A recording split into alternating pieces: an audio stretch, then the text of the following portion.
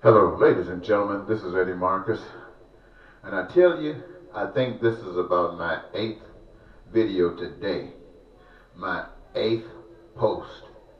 That means I've been busy taking care of the Heavenly Father's business, trying to enlighten and wake you up. And I guess until it happens, it's never too much.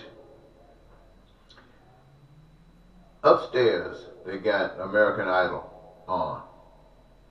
Everybody wants to be a star. They want to make their path in life so that they can have a good life. This is Tuesday. Many people are out playing Powerball and the Mega Millions, trying to make their path in life. So everybody wants their path in life. We can understand that. But only a few people can get it this way. So I want to share something with you, ladies and gentlemen. Maybe it will mean something. When I was about 21, or should I say in 1971, I lived in Chicago. I went to college in Mississippi, Alcorn State University. But I was home on leave, I think for the summer, and I got a job at Cook County Hospital. I worked in the Department of Hematology. And hematology was like under the ground. And when I go to the office, I had to pass right by the morgue. So one day, coming in and going to the office, I passed by the morgue. And the door was open. So I saw cadavers laying around on the table. And it got my attention. I guess I had never seen inside of a morgue to get some idea of what was going on. So I stood there for a moment and just observed, not trying to see what the people that were alive were doing. I just observed those that were laying on the tables and stuff. I stared, amazed, and then I went on to my gig. And for the next couple of days on my way to work, I would pass by the morgue and the door would still be open. And that had a profound effect on me, because after then, when I see live people walking, I saw them as being mannequins with a soul inside of them. I saw them being something like a doll with some mechanical or something that was making them walk and making them talk. And it just seemed so unrealistic to me. And I just saw that. It took a while before I started seeing people as genuine people with souls and all that stuff, I guess with souls. But I saw them doing things without that mechanical stuff going on. Now, I mentioned that to you for this reason. When I look at you, my neighbors, my sisters, and my brothers, all of us, we the people, I see something strange about you that I used to didn't see. I mean, I used to see it as normal and everything was just goody two-shoe. But now when I see you as being something strange. You kind of look like something that's not fully alive. You look like something that's just passing through, going through, missing out on the reality of life. And I say that because I understand what life is all about. I understand what life can be, because I understand life's connection with life, the superior power. And that superior power has magic for you, that every last one of you are a star. You don't have to be on American Idol. You are a star in whatever you do. And whatever you do is your path to participating in life. And it's just as essential as anyone else's. No one else's career is more essential than your own. And the rewards from it is greater than any gamble on a Powerball or magic. It just doesn't even equate. It's so fantastic. But when I see you missing all of that. I see you walking around in bondage. I see you walking around as if you're a slave, thinking and pretending.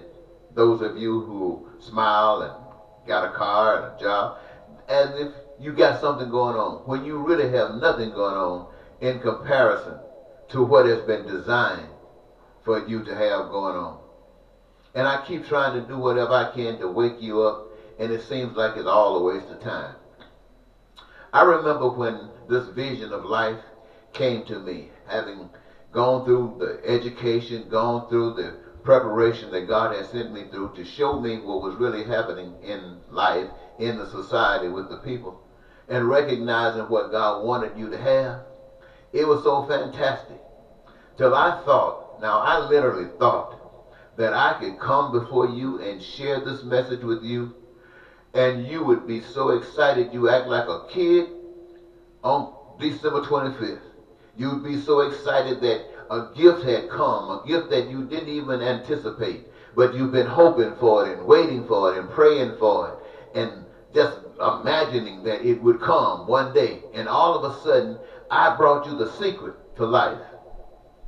I thought you'd be so happy. I mean, the world would just change overnight because of the joy that you had received from the openingness of truth. So I came to you, the general public. I came to you, the church, with the same excitement. You can't believe it, what God has shown us. We can be free. We can have our peace. We can be prosperous. We can be joyous in life, and our dreams could come true.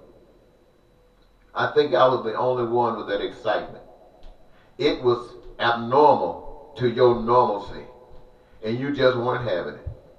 And so year after year, now that was back in, well, this started in the early 80s.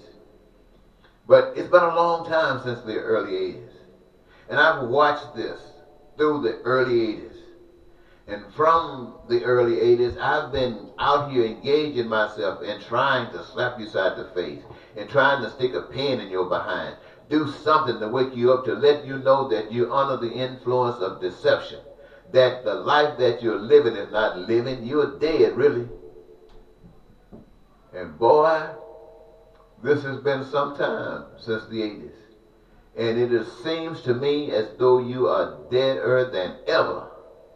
This is why you have the president that's so evil and lying. You allowed him to stay in office. He's become normal now. You got the Senate supporting him in everything he does. You got Republicans, most of them, supporting him in everything he does and going along with it. You got the Democrats stagnant, don't know what to do, trying to outcite somebody, trying to outsmart somebody, what move to make that's going to keep you dead, keep you in bondage, keep you in slavery. It just blows my mind. I mean, it literally blows my mind. And you know what? The choice has always been yours. But what you're living in right now today, that choice was made a long, long, long time ago before you came on this plane. It was made. And ever since then, we have been making it more normal and more normal and more normal until you have finally gotten a dictator in the White House who wants to be mean and cruel and a slave master, who wants to excite all of the evil people to rise up and get guns and protect any crazy thing he does. And you sitting around wondering what to do. And the church that's got a book of dead men who have said something about this powerful God, and now you got people trying to interpret what they were saying rather than open up their own spirits and let that same power that spoke to these dead men speak to them and let them speak from God through them to all of us. They've been so brainwashed they wouldn't step outside of the scriptures for nothing. And that makes it doubly hard, because you think that those who know God would be leading the way, that they would be the salt of the earth, love letters and a light on a shining hill, going into dark places, freeing people from all of that bondage. But they are just as much in that bondage as anybody else. Now, ladies and gentlemen, as I said earlier, it seems as if the only thing that will wake you is for you to go to rock bottom. And there's no other choice but to get up and try something new because you would have tried everything else but the truth. And it is only the truth that will make you free. So I think and hope that I've said something in this, at least that might stay with you. I don't expect it to have any effect on you. You are too caught up in this trap. You are too hypnotized in the lies that you've been brought up in to make any real changes. But my job is to be obedient and come to you anyway. So having done that, I want to thank you for going through with this post. And until next time, this is Eddie Marcus saying goodbye.